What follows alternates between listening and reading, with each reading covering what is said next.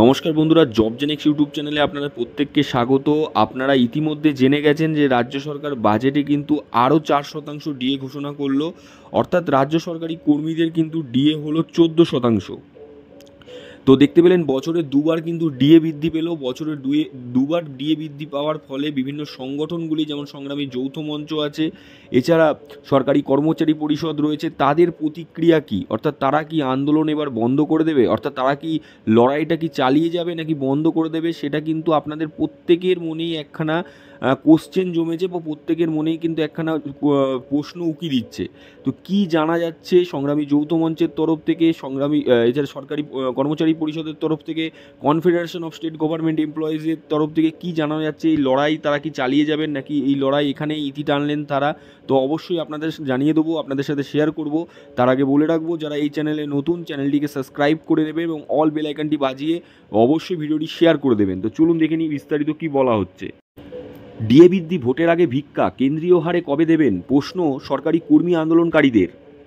আজ রাজ্য বাজেটে 4% ডিএ বৃদ্ধির ঘোষণা করেছে অর্থমন্ত্রী প্রতিমন্ত্রী চন্দ্রিমা ভট্টাচার্য। রাজ্য বাজেটের পাঠ করার সময় তিনি জানান, আরও 4% রাজ্য সরকারি কর্মীদের ডিএ বৃদ্ধি করা হবে। এই ডিএ মে মাস থেকে কার্যকর হবে। অর্থাৎ মে মাস থেকে রাজ্য সরকারি কর্মী, শিক্ষক, অশিক্ষক কর্মীরা 14% হারে ডিএ পাবেন। তবে রাজ্য সরকারের এই সিদ্ধান্তে খুশি নন শহীদ মিনারের ডিএ আন্দোলনকারী সুপ্রিম কোর্টে মামলাকারী সংগঠনগুলি। তাদের অভিযোগ, লোকসভা ভোটের আগে ডিএ বাড়িয়ে সরকারি কর্মীদের ভিক্ষা দিয়েছেন মুখ্যমন্ত্রী মমতা বন্দ্যোপাধ্যায়। রাজ্য সরকারি কর্মীদের তাদের অধিকার চান, তারা চান মুখ্যমন্ত্রী নিজের ইচ্ছামতো ডিএ ঘোষণা করছে। এই বিষয়ে শহীদ মিনারের আন্দোলনকারী সংগ্রামী যৌথ মঞ্চের আহ্বায়ক ভাস্কর ঘোষ বলেন, আমরা যখন আন্দোলনে বসেছিলাম তখন 3% হারে ডিএ পেতাম। সরকারি কর্মীরা এখন সেটা 14% হলো। আমাদের আন্দোলনের চাপে পড়ে এই ঘোষণা মুখ্যমন্ত্রী করেছেন, এ নিয়ে কোনো সন্দেহ নেই। তবে এতে আমরা সন্তুষ্ট নই। আমরা চাই নির্দিষ্ট নিয়মে ডিএ ঘোষণা করা হোক। আর আমাদের আরও দুটো দাবি ছিল, নিয়োগ ও অস্থায়ী কর্মীদের স্থায়ীকরণ। এই নিয়ে সরকারের কোনো ঘোষণা করেনি। এর প্রতিবাদে আগামীকাল সব সরকারি দপ্তরে কর্মীরা অনশন করবে। রাজ্য সরকারের ডিএ বৃদ্ধির ঘোষণা নিয়ে সুপ্রিম কোর্টে লড়াই করা অন্যতম সংস্থা সরকারি কর্মচারী পরিষদের সভাপতি দেবাশিস শীল বলেন, এটা লোকসভা ভোটের আগে সরকারি কর্মীদের ভিক্ষা ছাড়া আর কিছু নয়। এখন কেন্দ্র সরকার কর্মীদের 46% মহার্ঘ ভাতা পান, সেখানে আমাদের কর্মীরা 14%। আর বাজেটে ঘোষণা করা হয়েছে মে মাস থেকে 4% বাড়বে। তা কার্যকর হতে কেন্দ্র সরকারে আরও 4% বাড়িয়ে দেবে। সেক্ষেত্রে ফারাকটা একই রয়ে গেল। তাহলে কেন্দ্রের সঙ্গে রাজ্যের সরকারি কর্মীদের ফারাক তো থেকেই গেল, আর সেটা অনেক। লোকসভা ভোটের আগে ডিএ দিতে হতো মুখ্যমন্ত্রীকে, উনি চাপে পড়ে গিয়েছিলেন। কিন্তু তাকে এটাও মনে রাখতে হবে, সরকারি কর্মীরা দয়ার দান চান না, অধিকার চান।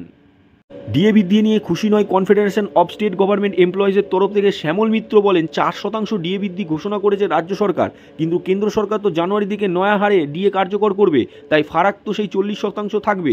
জুন মাসে ডিএ দেবে কেন্দ্র সরকার। ফলে মুখ্যমন্ত্রী এই ঘোষণায় খুশি নয়। আমরা চাই এআইসিপিআই অনুযায়ী আমাদের মহার্ঘ ভাতা দেওয়া হোক। আমরা মমতা বন্দ্যোপাধ্যায়ের কাছে আবেদন জানাচ্ছি, কেন্দ্র সরকার ও অন্যান্য রাজ্য সরকারে যেভাবে এআইসিপিআই অনুযায়ী ডিএ দেয়, সেভাবে ডিএ দেওয়া হোক পশ্চিমবঙ্গের সরকারি কর্মীদের। মমতা বন্দ্যোপাধ্যায় যদি বলেন টাকা নেই, তাহলে এআইসিপিআই অনুযায়ী দিতে পারছি না, তাহলে আমাদের ডাকুক, আমরা দেখিয়ে দেব কিভাবে ডিএ দেওয়া যায়।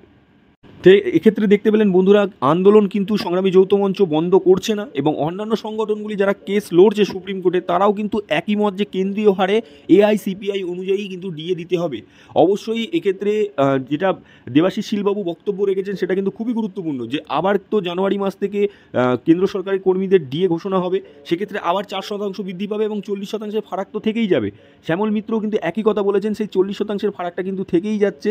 সেটা কিন্তু অবশ্যই রাজ্য সরকারি কর্মীদের ভাবতে হবে। এবং ভাস্কর ঘোষ কালকে থেকে কিন্তু, অর্থাৎ কালকে নয় আজকে থেকে কিন্তু সমস্ত সরকারি দপ্তরে কিন্তু অনশনের ডাক দিয়েছেন একদিনের জন্য। তো অবশ্যই আপনারা সেটা পালন করবেন।